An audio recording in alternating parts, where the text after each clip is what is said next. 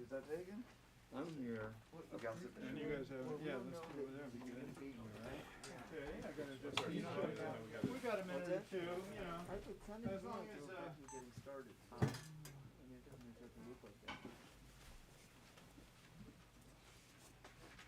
as long as the mic is trained on the stage, it does not matter to me if you guys hit at the second of 7:30, but it's nice to do so. You got a nice full run. Right. All right, we're gonna use this place where your feet is for just a second. Feet is, feet are. Okay. Get this out of the eyes of some of the audience members. So, yeah. So once again, it's the BYOB at Bird and Beckett. It's 2 sets of music. You're welcome to stay for both sets. But in 2 weeks, we're going to give people the option to take their masks off if they're vaccinated. But we're also probably going to let unvaccinated people in as long as they put their masks on. So I hope that's in your comfort zone, but nobody's had a comfort zone for years now. So we all have to keep adapting. So that's what we're going to do. But all these policies evolve. So whatever I say tonight is probably what we're going to do. Okay. I didn't hit record on that camera yet, Andy. Let me do that. So you did. We're live streaming to the world. Right now they're seeing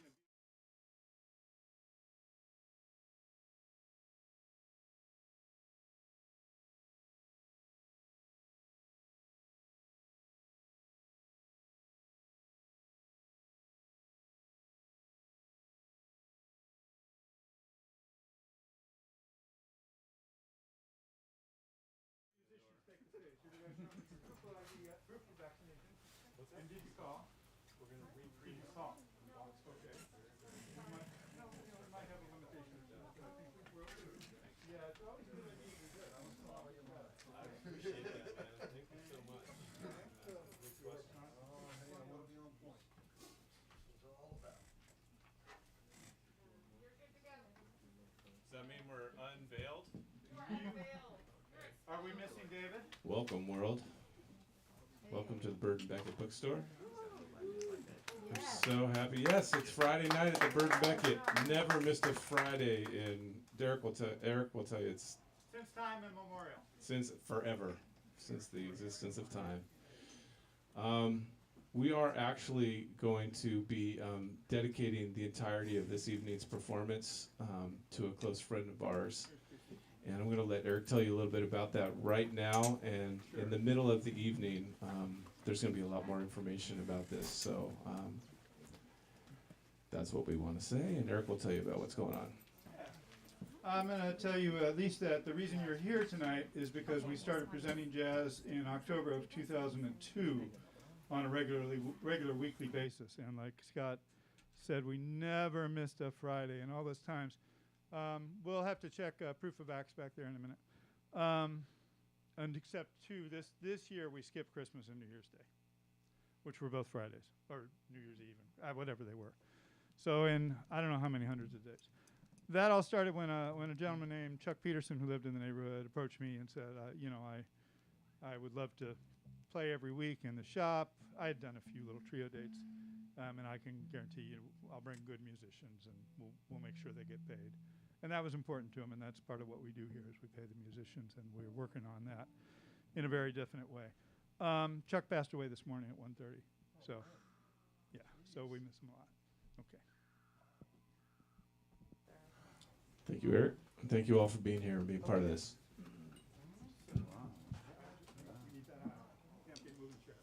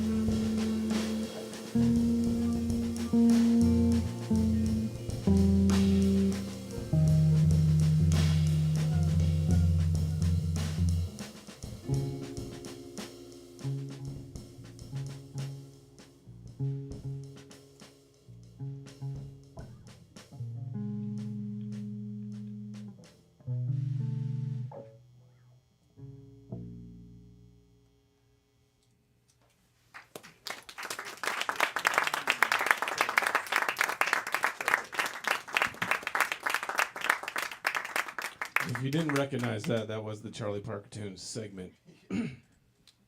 With this band, you're probably better off, if you want to hear it like the record, go listen to the record.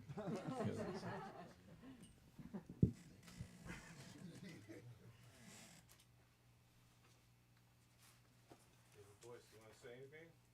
It's in the news. Charlie Parker died in the Hotel Stanhope, Monica Koenigswater's suite.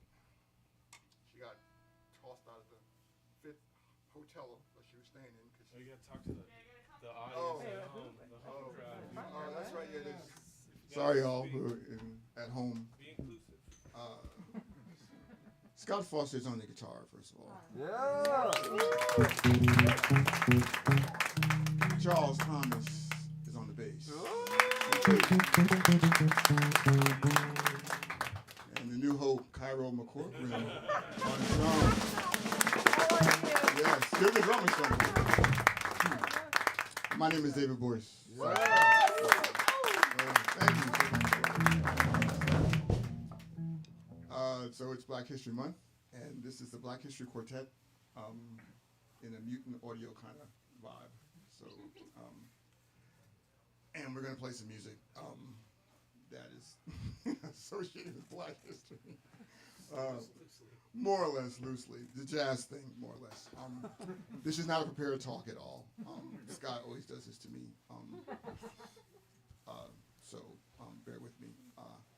I was talking about Charlie Parker passing OD in Monica Koenigswater's hotel room in the Hotel Stanhope in New York City, which incidentally I think Donny Hathaway jumped off the roof, I think, or out of his hotel. Yeah, same hotel. I know, it's crazy. Good place to work. Yeah, it's weird. Anyway, that happened in the 80s. Not to be morbid or anything, but I just we love Charlie Parker, so that's always, and we love Donny Hathaway too. You know, so, we're gonna play some original music, I think. Oh yeah. This is dedicated to my man, the orange one.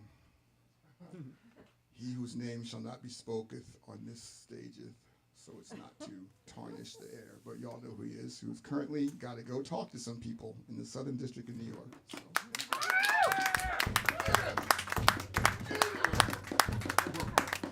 as a New Yorker, this is a very good day, because I've been dealing with that man since I was a little kid.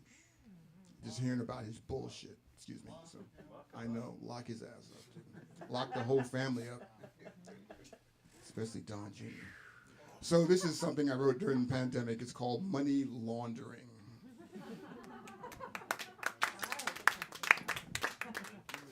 Of course.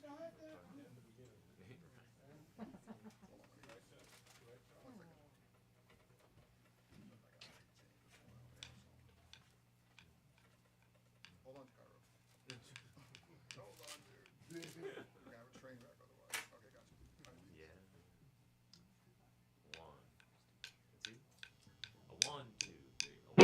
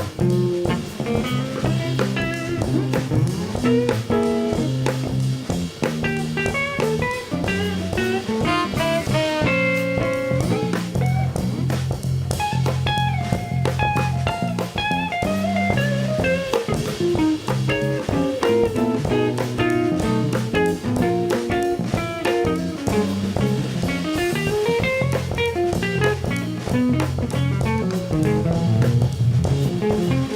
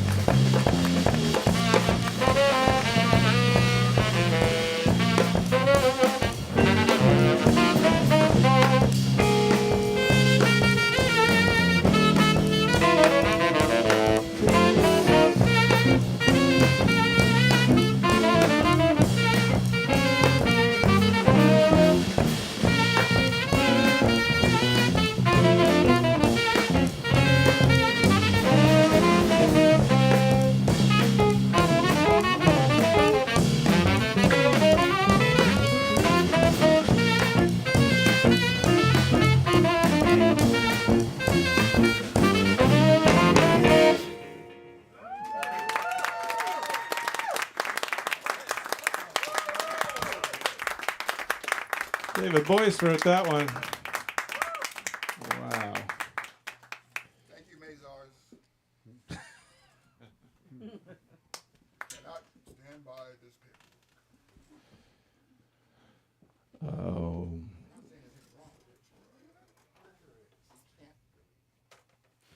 We're going to move on to another song that was written by the band. This has also got some energy behind it at times. This one is called Our Country.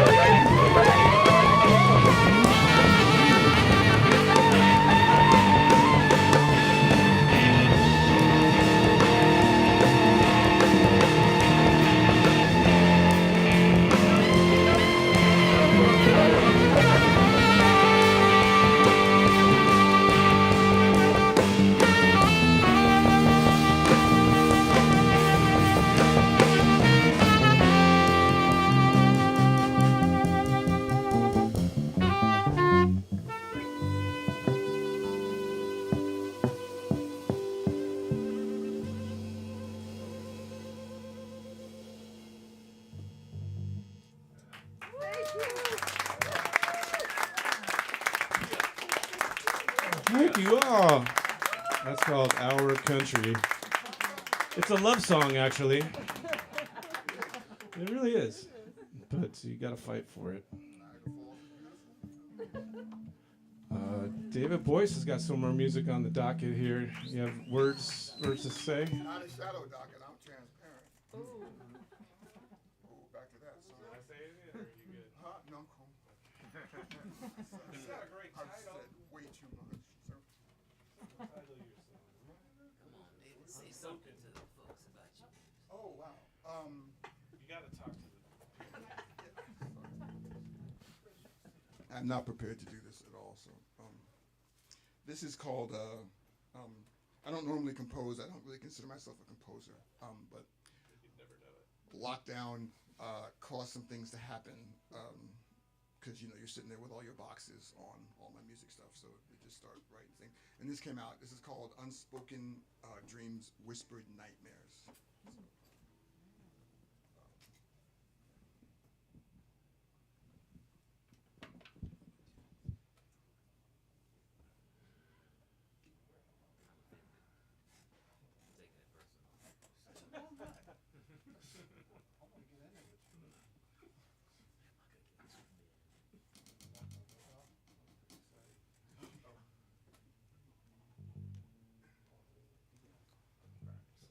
Or you can buy books here.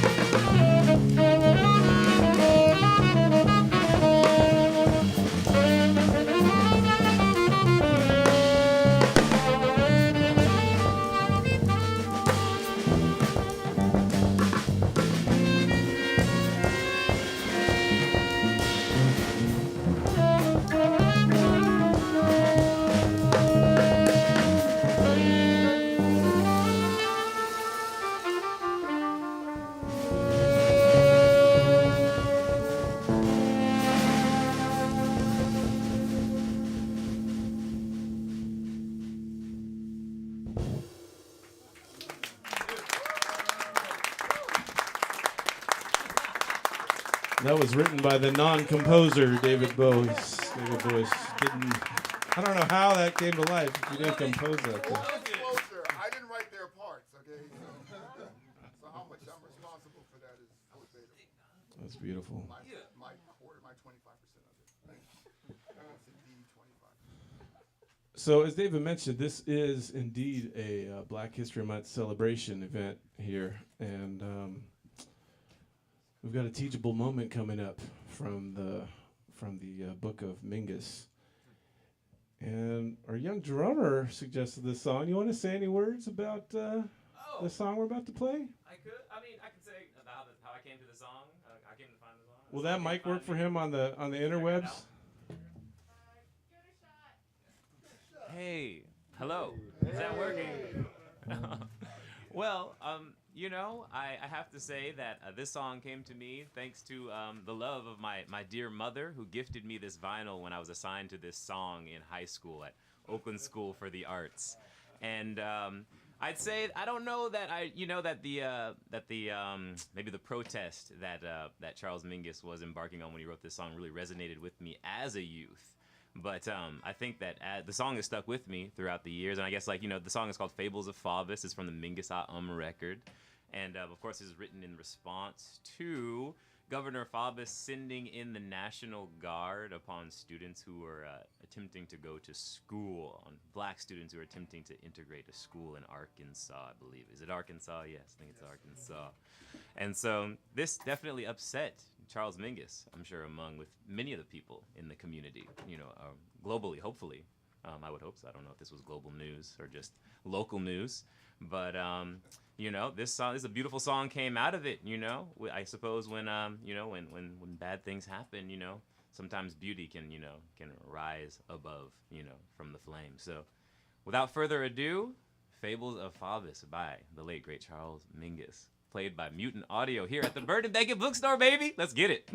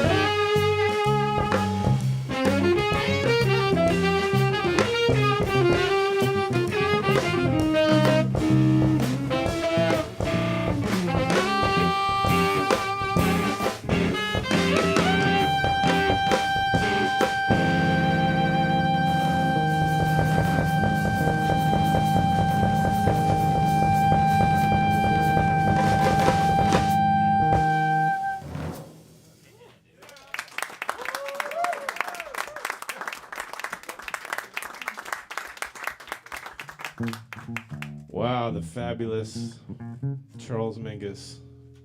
So good. You should hear the lyrics. The lyrics are really something. So we appreciate y'all being here. It's actually a really special night, as we mentioned at the very beginning, that you guys are feel free to take a break if you want.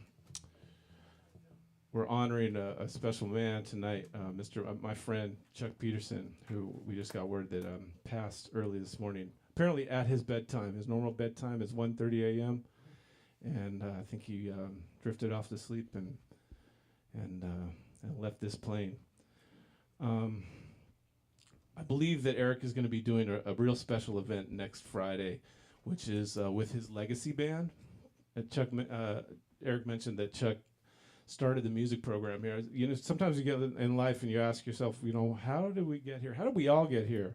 And none of us would be here tonight if it wasn't for Chuck Peterson, myself most especially. He hired me as a young man to play in his band at the old shop down the street 20 years ago. And I don't know if he keep me around because of the music, but he used to kick me off a little extra money at the end of the night and said, you know what? You're like Switzerland. You're neutral. We had this rhythm section where we had a little bit of oil and water going on. He said, I need you to be Switzerland back there and take care of the boys. So along the way, I learned so much from Chuck, and I'm not going to be able to be here next week to really honor him. So I wanted to say something about him tonight and all the things that he taught me. I even wrote a few of them down because there's so many lessons. The main one is the music, the songs. We used to play every Friday. We were playing every Friday for a number of years, and we started piling up all these songs. Bill Perkins joined the band and wrote these beautiful charts out, handwritten charts. I've got some of them here. Pick a number 23, Sweet Lorraine. They're all in here. They're numbered, and they're absolutely gorgeous. And I Found a New Baby, The Man I Love. So many of these great old tunes that I was introduced to, or at least made more familiar with by hanging around with Chuck Peterson and learning from him. Some of the other musical lessons that he taught me were how to take the perfect one-chorus solo. Chuck could stretch. He had so much vocabulary. He could play all night if he wanted to. But night after night, he would play song after song. He would play just the well-crafted one-chorus solo. And as a young man, I was there, you know, I need to go around again to fix some stuff I did the last time. And Chuck would just lay out the perfect one-chorus solo every time out of the box. Taught me about some notes that I was sort of familiar with, but I didn't really understand how they worked till I started hanging out with Bill and Chuck, and they would put these notes on these chords. I was like, someone told me that was a good note, but I couldn't quite hear it for myself how it worked, and they showed me how that went. Also, we had a couple long nights at the Bayview Boat Club together, and one night in particular I can remember he said, now it's time for the miseducation of Scott Foster, as he brought around shots for the band before we started the night, and then continued to, I think the game that night was to say who could get to the fourth set and still be upright and somewhat in tune and play the music a little bit. I did not win that event. I definitely wanted to say those things. I don't know if there's anything you need to say tonight, Eric. I know you have a special event coming up next Friday.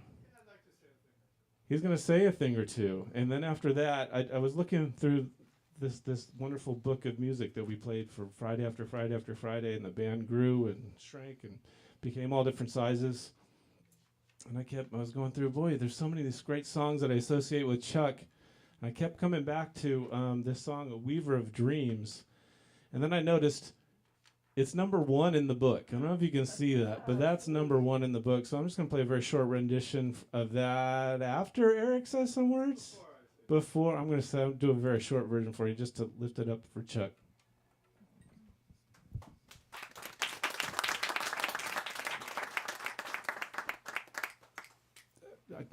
He was so thorough every night. We've been playing week after week after week. It's number 1 in the book.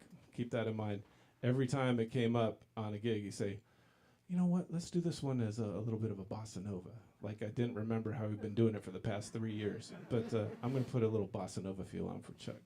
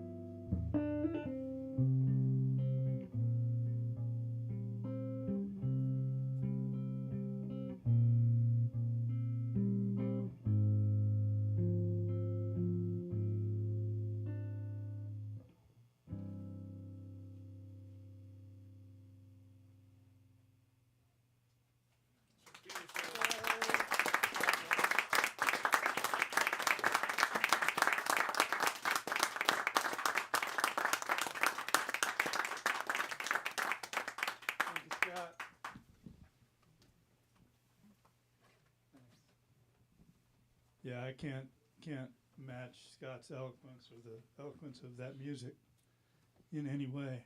But that's a song we heard over and over again. The thing I want to stress is that Chuck was a working jazz musician from the get-go.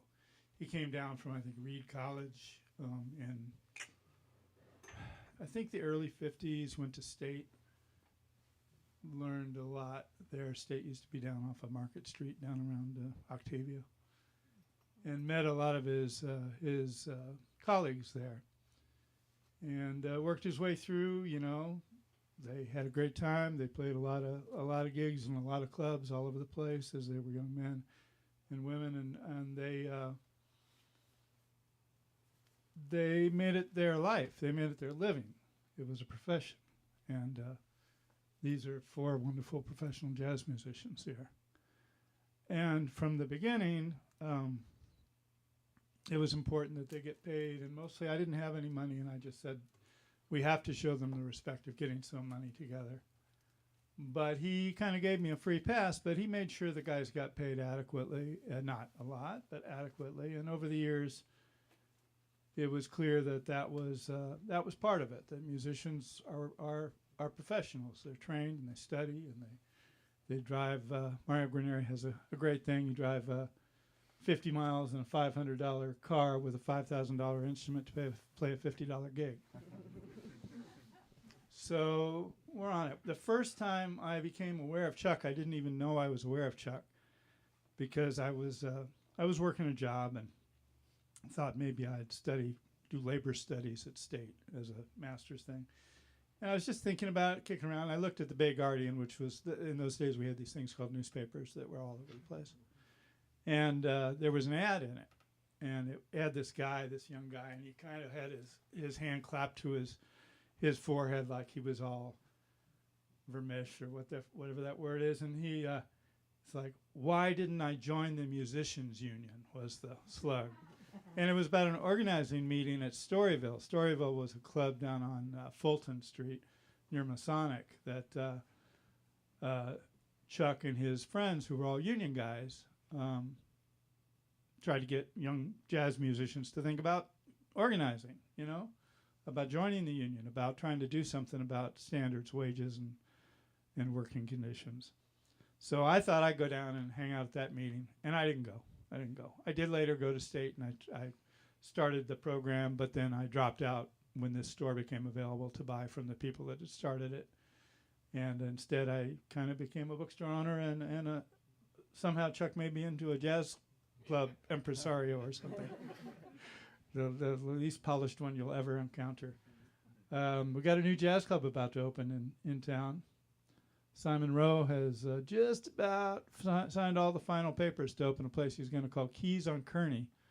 That is going to be on Kearney Street, right at Broadway, next to the Hustler Club.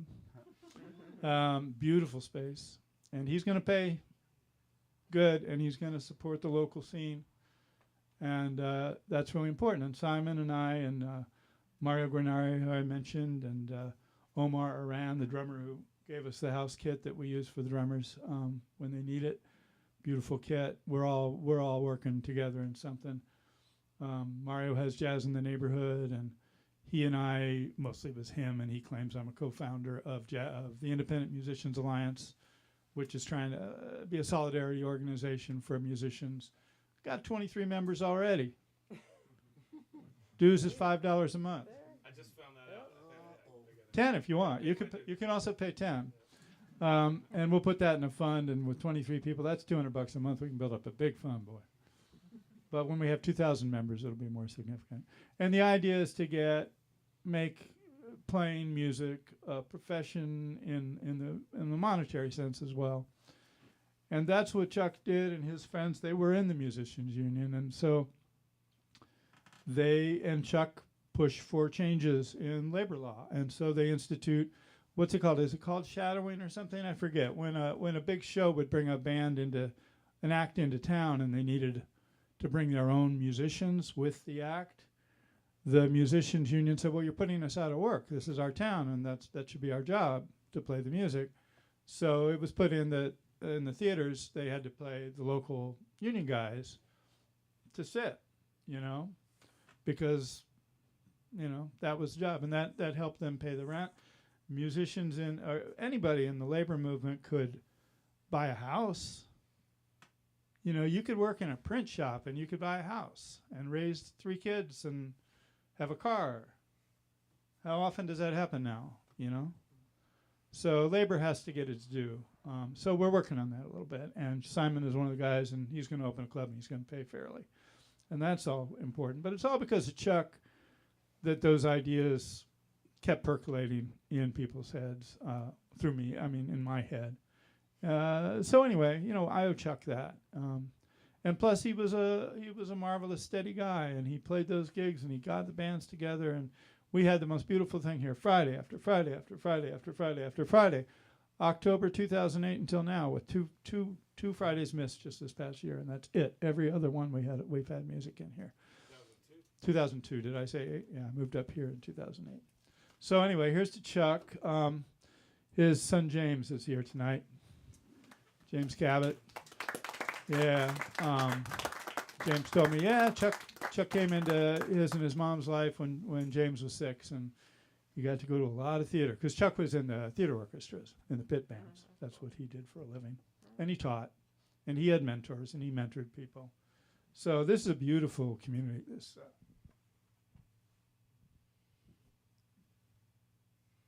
This community of jazz musicians. Sorry, Eric. These cats are great. Thank you for Okay, thank you. Thank you, Eric. We're gonna get the folks back up here. We've got a tune coming up. It's just I like to believe this is exactly what McCoy Tyner was thinking about when he wrote this tune.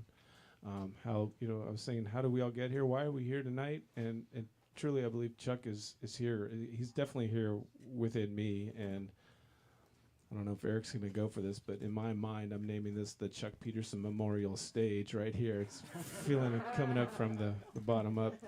The spirits are with us. This is a song that McCoy wrote called "Walk Spirit, Talk Spirit."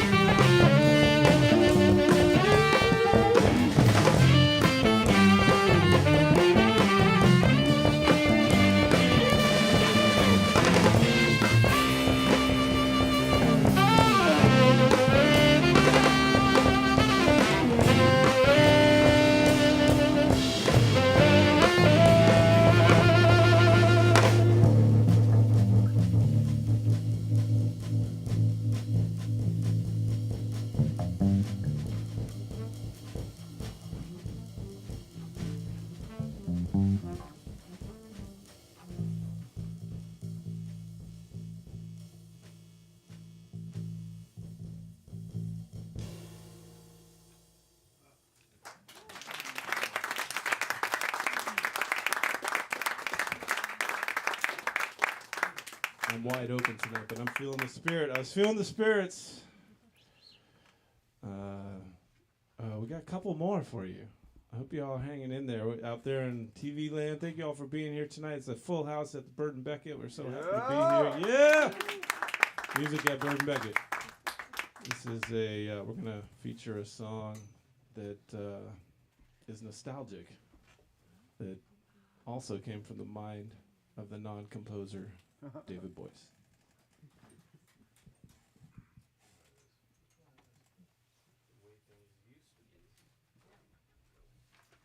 It's called The Way Things Used to Be.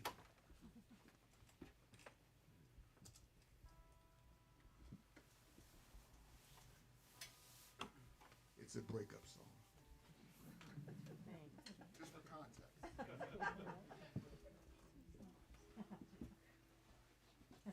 Or maybe a reminiscence about how things used to be.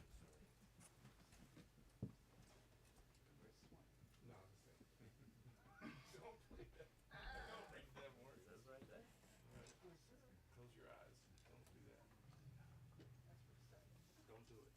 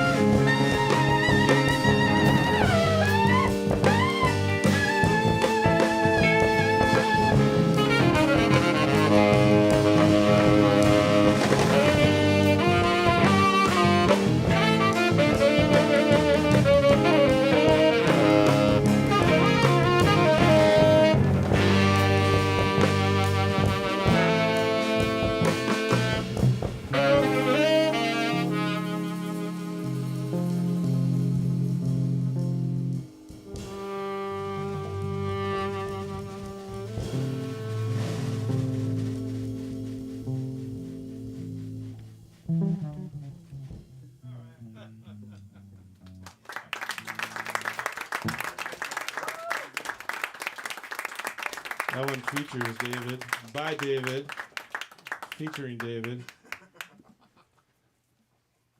We've got, I always check the time with Angie because she's so generous. Do we have time for another song? Oh, we do. Good. We've got one more song, and it fits our little theme of Black history. This will be a short lesson. Actually, Charles might help me with this lesson a little bit. For Eric's birthday, I wrote him a song. Actually, he commissioned me to write a song for him, which was about the biggest highlight of my career, to be commissioned to write a song. So I wrote him a song, and it's based on the story of a woman named Leola King, who I wrote the song. It's called Queen of Fillmore. She was a business owner in the 50s and 60s. Charles is going to fill in the blanks because he knows a little. You told me you know a little bit about this. All right.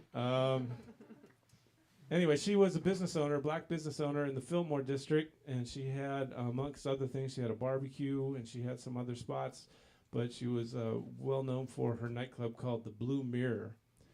And apparently this club had a mirror that ran one whole wall, and I was just thinking about people coming out at night, looking in the mirror, seeing how they're feeling, and strutting about a little bit, and that's what this song's about. But Charles has some information.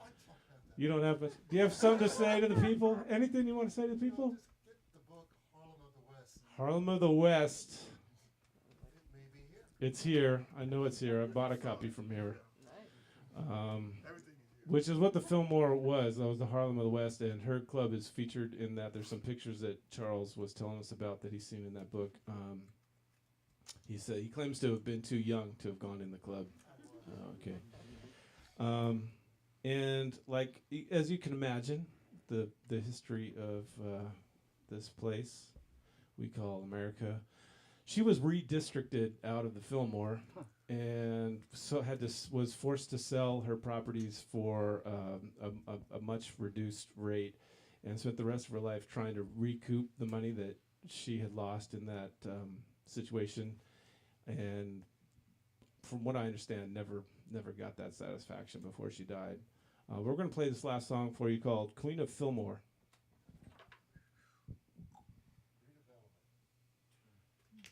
Justin Herman. Justin Herman. Thank you. Justin got a letter, dude. Justin Herman Plaza. Yeah, man.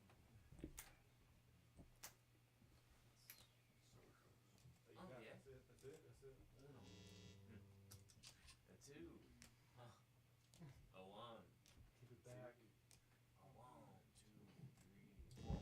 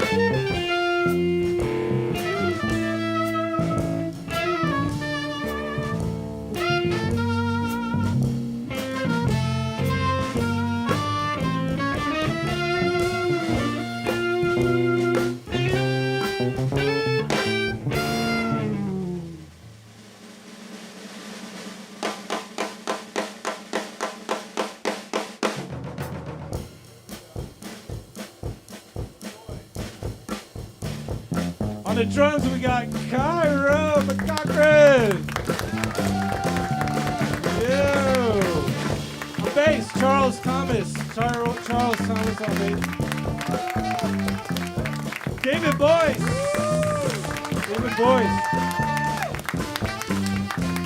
My name's Scott Foster. Thank you all once again for being here. Keep coming back. Friday nights, many nights here at the Bird Mega Bookstore. Thank you, Angie. Thank you, Eric. We'll see you all very, very, very soon.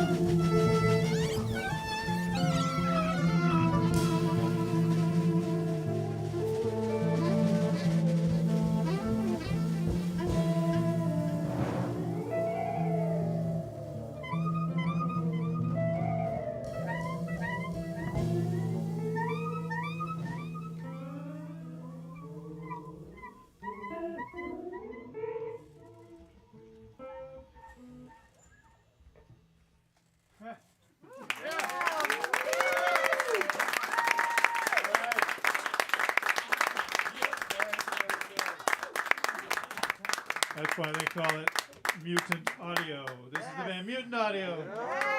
Yeah. David Boyce on saxophone. Scott Foster on guitar. Cairo McCockran on drums. And Mr. C.T. Charles Thomas on bass. Yeah, beautiful, beautiful musicians. This one's for Chuck. It's for Henry Irvin. It's for Jimmy Ryan. It's for Bill Perkins. A lot of guys. Bishop Norman Williams. A lot of people have been involved, and a lot of young musicians coming up. So we're happy about that. So yeah. It's a good thing. So keep supporting your local jazz musicians any way you can. A lot of that is going to be lobbying the government to redistribute the taxes a little bit, okay? Because there's 20 of you and it's $20 a piece. That's 2/3 of the guarantee. We have donors to a nonprofit. We flesh it out, but it's going to take some public subsidy to make this really work. If they make $150 a piece on a gig, and they gig 6 times a week, and they work for a year, they would make like $35,000 a year, and you know how well that would cover life in San Francisco, right? So anyway, so work on that, would you? There are some big paydays they find besides your little bookstore gig, but we need to work on all that. So thank you for being here for the music. Thank you for being here for these musicians. Thank you to Angie Bennett, who makes it possible for you to go home and hear this all night long. You can just put it on repeat on YouTube or Facebook, and it'll fill your dreams. All right, beautiful music. These guys are too much. Thank you so much for being here.